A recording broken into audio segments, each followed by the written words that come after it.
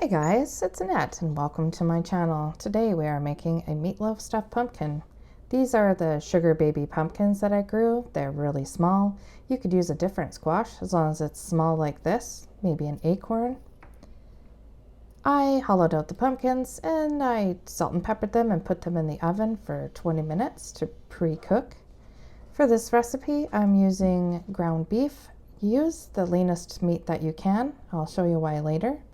That's Italian seasoning, Panko breadcrumbs, yellow mustard, garlic, egg, beef oxo, and Worcestershire go into the meatloaf mixture.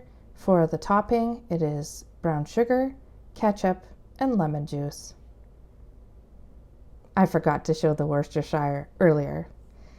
I just put everything into a bowl and combine it really well. You don't want to have part of your meatloaf with a surprise glob of mustard in it or Italian seasoning. I just set that aside, and when the pumpkins came out 20 minutes later, I stuffed them with the hamburger mixture, and I had roughly 1 pound of hamburger, so that's how much I used for this recipe. I wouldn't recommend making a large pumpkin like this. However, you could use the meatloaf recipe and just put it into a loaf pan. I cooked the hamburger in the pumpkin for 20 minutes, and when I brought it out, this is why I would suggest using the leanest meat that you can. I didn't want my sauce to get lost in all the beef juice that was coming out of there. Also, I didn't want to take all that juice out, risking the meatloaf getting dry, which I didn't think would happen inside the pumpkin.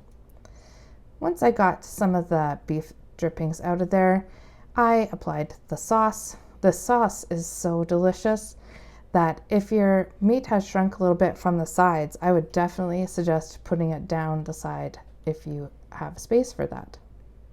I was surprised that the meat didn't shrink more than it did, actually. It came out hot, bubbly, and delicious after another 20 minutes in the oven, so that's a full hour, and it was husband approved. Thanks for watching, everybody. Take care.